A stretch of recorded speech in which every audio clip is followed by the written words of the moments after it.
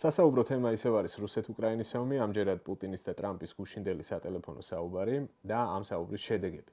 მე ვარ ბექა პატურაშვილი, ეს არის Redline-ი, მადლობა რომ თვალს გვადევნებთ და აქვე თუ არ ხართ ჩვენი არხის გამომწერები, ძალიან გაგვიხარდება თუ გამოიწერთ და დაგვეხმარებით აუდიტორიის ზრდაში. ხო, გუშინდელ ზარს რაც შეეხება, დიდი მოლოდინი იყო, მე ძალიან მაგრად ველოდებოდი რა იქნებოდა. მაშინ როცა გავრცელდა ინფორმაცია რომ საღამოს 7 საათზე ჩვენი დროით იქნებოდა უკვე სატელეფონო ზარი, მოკლედ ვეჭექი, მაგრად ნიუსებსაც ვრთავდი სხვადასხვა არხებზე რომ რაიმე ამბავი გაგვეგო და პირველი სიგნალი რა მოვიდა რომ აი ყველაფერი კარგად მიდის თეთრმა სახმა გავრცელა. შემდეგ იყო ასეთი ინფორმაცია რომ აი ამ საუბრის დასრულების შემდეგ მსოფლიო გაიგებს უმნიშვნელოვანეს სიახლეს, რომ მსოფლიო ბევრად უფრო უსაფრთხო გახდა, ვიდრე მანამდე იყო. აუ, არ იქა მეთქი, რაღაცა ძალიან მაგარი ამბავია და ვიფიქრე ერთ მომენტში, რომ იქნებ მართლა ტვინი გადაუბრუნდა პუტინს და რაღაცა შემოტრიალების ამბავი გვაქვს და მართლაც დათანხმდეს ცეცხლის შეწყვეტას ამ ეტაპზე 30 დღით თქო, რაც არის ამერიკული შეთავაზება მოგეხსენებათ და რასაც მანამდე დათანხმდა ზელენსკი. მაგრამ რა მივიღეთ, რომ არანაირი ცეცხლის შეწყვეტაზე არ არის აქ საუბარი ფრონტზე და ჰაერში და ზღვაზე, აქ საუბარია მხოლოდ იმაზე, რომ პუტინი თანახმა ენერგოობიექტებს არ დაარტყას უკრაინის ტერიტორიაზე და თავადაც იგივეს მოითხოვს. ხო, აი ძირითადად ამაზე ვაპირებ, რომ ვისაუბრო, ეს შედეგი ვისაწყობს. როდესაც შედეგზე ვსაუბრობთ, მოდი შევხედოთ უკრაინის მხრიდანაც და შევხედოთ რუსეთის მხრიდანაც. დავიწყოთ, რას ურტყავს რუსეთი ომის დაწყებიდან ამ დრომდე უკრაინაში ენერგოობიექტების თვალსაზრისით, ხო? რა იყო მათი მიზანი? პირველივე ზამთრიდან მათი მიზანი იყო ადამიანების დემორალიზება, მათი ჩაგვრა, გაყინვა, პირდაპირი გაგებით პირველივე ზამთარს მათ დაიწყეს ენერგოობიექტების ბომბა სწორედ აი ამ მიზნით.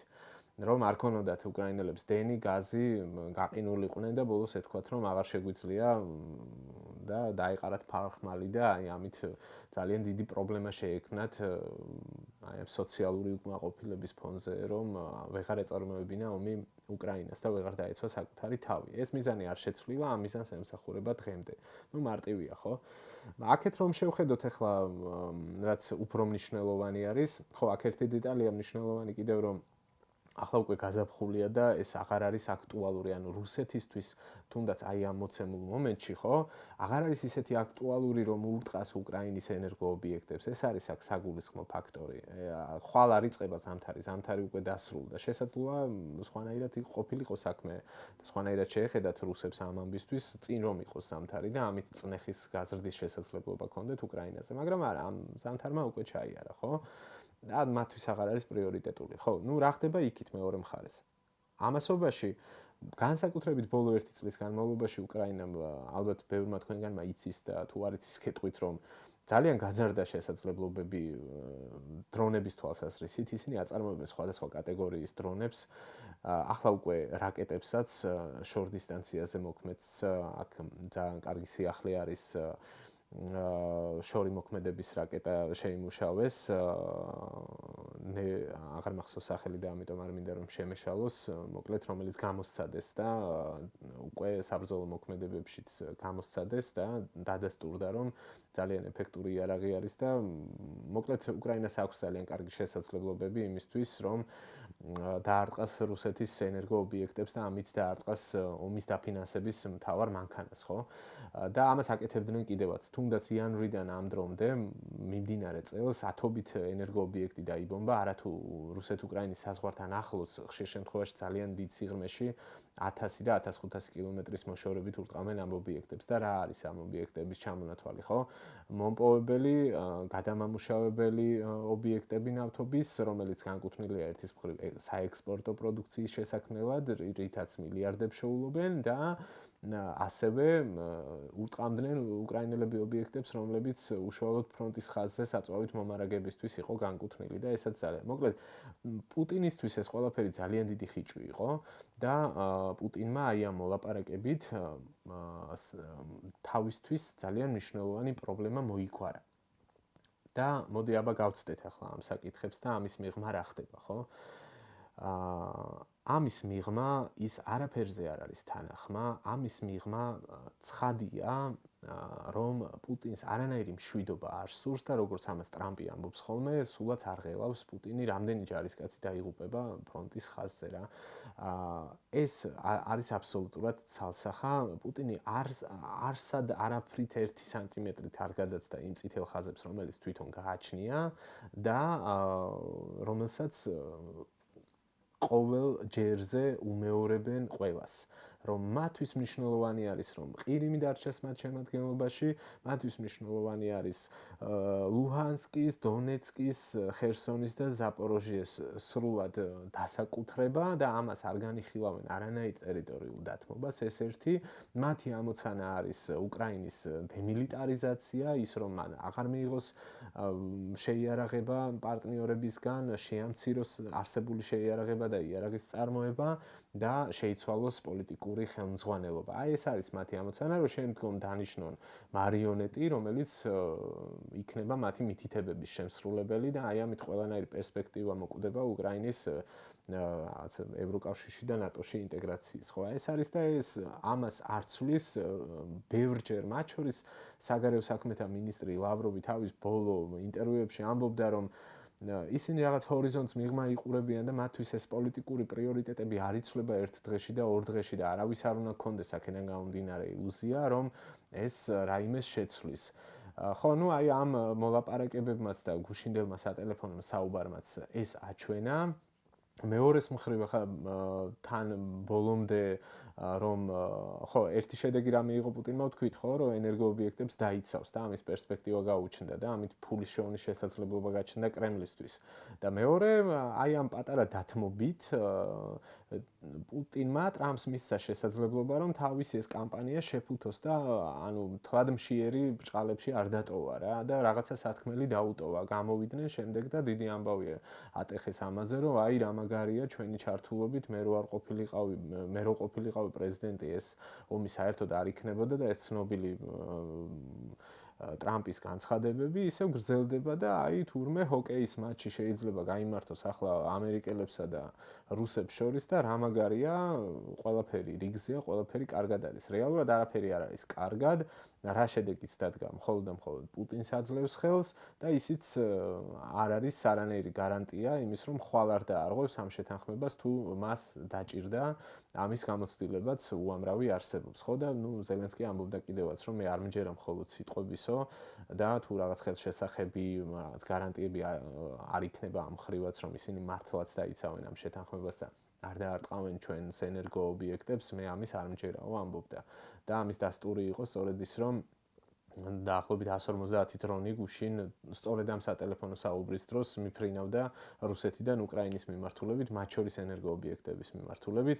შემდეგ რაღაც სპექტაკლი შეიმუშავეს რუსეთის თავდაცვის უწყებაში და თქვეს, რომ აი, როდესაც ტრამპი და პუტინი შეთანხმდნენ, რომ ენერგოობიექტებს არ უნდა დავარტყათ, 8 დრონი ქონდა აფრენილიო და ჩვენმა რაღაცა საჰაერო ძალებმა ეს დრონები თავადვე გაანადგურა და ასეთი კარგი ტიპები ვართო და ასეთი კეთილშობილები და სიტყვის ხალხი ვართო, მაგრამ ეს ცხადია არავის არ ჯერა, როდესაც მეორე მხარეს არის ინფორმაცია 150 დრონი გაუშვეს, ხო? და ამ სტატისტიკა ხელმისაწვდომი არის. ასეთია მოკლედ სიტუაცია, აი ამ საუბრით შედეგი ხელშესახები არ არის. დანარჩენი ხა მართლაც PR კამპანიის ნაწილი არის, რომ თითქოს რაღაცა დიდი შეთანხმება არის მიღწეული, ასევე PR კამპანიის ნაწილია, რომ ახლა აი სტივ ვიტკოფი წერდა, რომ 2-3 კვირაში ჩვენ ალბათ დიდი ალბათობით რაღაცა სრულ ცეცხლის შეწყვეტას მივაღწევთ, არ ვიცი, აბსოლუტურად გასაგებია და ცხადია რუსეთის თამაში. მათ აქვთ საკუთარი მიზნები, რაც ვახსენეთ, მათ არ უნდათ ტერიტორიული დათმობები და მეტიც ზელენსკი ამბობს ასეთ რამეს, რომ უახლოეს თვეებში რუსეთი ამზადებს მასიურ შეტევას აღმოსავლეთის მიმართულებით და მათი მიზანი არის, რომ რაც შეიძლება მეტი ტერიტორიები დაიკავონ და რამის შემდეგ უკვე ძალისმიერი მეთოდებით და აი ამ ძლიერი პოზიციიდან ტერიტორიების დაკავების შემდეგ ელაპარაკონ ვინმე ცეცხლის შეწყვეტაზე და საბოლოო შეთანხმებაზე. ეს არის და ეს რუსეთის ამოცანა არ არის ომის გაჩერება მოკლე ვადაში და ისინი საკუთარ სცენარს მიყვებიან. ერთადერთი პოზიტიური რაც შეიძლება ვისაუბროთ და ამით დავასრულებ პრინციპში ეს არის მოლოდინები, რომელიც ეხება ევროკავშირის ქვეყნებს, რომელიც ეხება დიდ ბრიტანეთს და სხვა პარტნიორებს, რომლებიც გამოჩნდნენ აი ამ პროცესში უკრაინის დასახმარებლად, მათ შორის თურქეთს და მათ შემდგომ ნაბიჯებს. გვითქვამს არაერთხელ და კიდევ ერთხელ უნდა ვთქვათ, რომ ფაქტია, რომ ევროკავშირში არის ეს დიდი შემოტრიალების წერტილი, შემოbrunების წერტილია ეს პროცესი. ერთგვარი გამოღვიძება, ყველა საუბრობს შეიარაღების ზრდაზე, მეტ დაფინანსებაზე, როგორც საკუთარი უსაფრთხოების გაძლიერების, ასევე უკრაინის მეტ დაფინანსებაზე და ყოველდღიურად ვკითხულობთ ნიუსებს იმასთან დაკავშირებით, რომ სულ უფრო მეტი შეიარაღება გადაეცემა, ან მეტი შეთანხმებები ფორმდება უკრაინასთან სამომავლოდ შეიარაღების გადაცემის შესახებ. კვლავ მზადყოფნას გამოთქვამენ ბრიტანეთი და საფრანგეთი, რომ საჭიროების შემთხვევაში მშვიდობის უზრუნველყოფად მათ გაგზავნონ სამხედროებიც უკრაინის ტერიტორიაზე. ამ მზაობას სხვა ქვეყნებიც გამოთქვამენ, არ არის მხოლოდ საფრანგეთზე და დიდ ბრიტანეთზე საუბარი და მოკლედ მშვიდობა, რომელიც მიიღწევა ძლიერებით, ეს არის მთავარი სლოგანი. ახლა მთელს ევროპაში და არა მხოლოდ ევროპაში, ყველა ვინც უკრაინის პოზიციას იზიარებს, რომ რუსეთი არ აპირებს ომის დასრულებას და უკრაინას ჭირდება რეალურად გაძლიერება, სწორედ ამას ამბობს, რომ მშვიდობა მიიღწევა გაძლიერებით, მშვიდობა მიიღწევა სიძლიერით და ეს პოლიტიკა უნდა გაგრძელდეს ამ მხრივ. გერმანია არის საინტერესო, აქვე არ უნდა გამოგვჩეს, რომელმაც მიიღო გუშინ გადაწყვეტილება ახალი კანცლერის ფრიდრიხ მერცის ხელმძღვანელობით, რომ 500 მილიარდი მობილიზება მოხდეს სწორედ უსაფრთხოებისთვის და მათ შორის უკრაინის დასახმარებლად. აი ეს არის მხოლოდ პოზიტიური სიგნალები, ფაქტია, რომ ომი გრძელდება და არ არის მოლოდინი იმის, რომ ახლო მომავალში ეს სამხედრო მოქმედებები შეჩერდება. ამაზე მიანიშნებს პუტინის გზავნილები, მათი ნაბიჯები და ამისთვის ემზადება დასავლეთიც მინუს ამერიკის შეერთებული შტატები. ალბათ ამერიკის შეერთებული შტატები სულ უფრო მეტად ცდილობს დისტანცირებას პროცესისგან და მას სხვა პრიორიტეტები გააჩნია, როგორც ჩანს რუსეთთან მიმართებით და სხვა გამოწვევებზე საუბრობენ ისინი უფრო გლობალურ კონტექსტში. ეს არის და ეს, ეს ყველამ გაიაზრა და ეს უკვე შეგვიძლია რომ მივიღოთ ფაქტად ამერიკის შეერთებული შტატების ჩართულობა სულ უფრო და უფრო ნაკლები იქნება. თუმცა ეს არ ნიშნავს სრულად გამოთიშვას შეერთებული შტატების პროცესისგან და ამის ერთ-ერთ პატარა მაგალითსაც მინდა აქვე ყურადღება გავამახვილო, როდესაც საუბარი იყო ევროკავშირის მხრიდან რუსეთისთვის დაწესებული სანქციების გაგრძელებაზე და აქ უნგრეთს ჰქონდა პოზიცია, რომ ცდილობდა ამ გადაწყვეტილების დაბლოკვას, რომ შეემცირებინა რუსეთისთვის წნეხი, სწორედ ამერიკის შეერთებული შტატებიდან იყო. ზარი, როგორც გავრცელდა ინფორმაცია, მარკო რუბიომ დაურეკა უნგრეთის ხელმძღვანელობას და არ მახსოვს ზუსტად ეს იყო თუ არა ორბანი, ამიტომ თავს ვერ დავდებ ვის დაურეკა, მაგრამ იყო ესეთი სიგნალი, რომ უნდა გაგრძელდეს სანქციები რუსეთის მიმართ და ესაც მიანიშნებს იმაზე, რომ კოორდინაციაში არიან შტატები და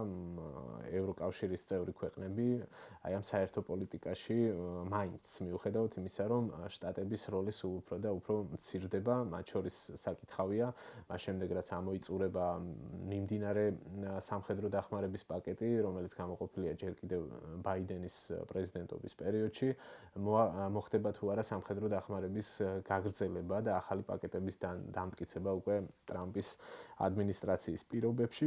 ფაქტი ერთია, რომ პატარა პაუზის შემდეგ ამ დახმარების მიწოდება გააგრძელა ამერიკის შეერთებულმა შტატებმა და ასევე აღადგინა სწორედ იმ პატარა პაუზის შემდეგ, რაც მოხდა თეთრი სახლის ინციდენტის შემდეგ, სადაზვერვო ინფორმაციის მიწოდება.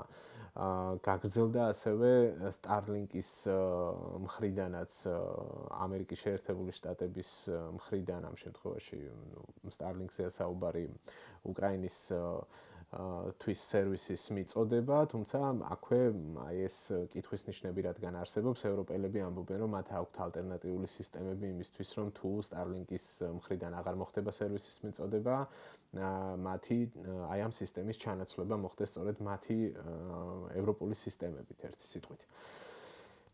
ეს არის და ეს რეალურად რაც ხდება, ჩემი აზრით, მოგახსენეთ და შევეცადე რომ თქვენთვის გამეზიარებინა ის თუ როგორ უყურებ მე აი ამ პროცესს, არ ვიცი, ოპტიმისტურად უნდა ვიყოთ თუ პესიმისტურად, ну აი ამ ჭიდილში ვარ მუდმივად, ყველაფერი ევროპაზე იქნება ერთ სიტყვით ამ შემთხვევაში დიდწილად დამოკიდებული და მათ შემდგომ ნაბიჯებზე იქნება თუ არა ეს უკვე პრაქტიკაში ასახული, რასაც ვისმენ პოლიტიკურ განცხადებებში და ну აქ ყოველთვის ხას უსვამ ხოლმე რომ აი ამ პროცესებზე ძალიან ბევრი რამე იქნება დამოკიდებული, მათ შორის ჩვენი ქვეყნის მიმართ და არ ვიცი, ალბათ უნდა ვმუშაობდეთ უკვე იმაზე რომ ჩვენს ადგილს ვეძებდეთ ახალ ევროპის უსაფრთხოების არქიტექტურაში.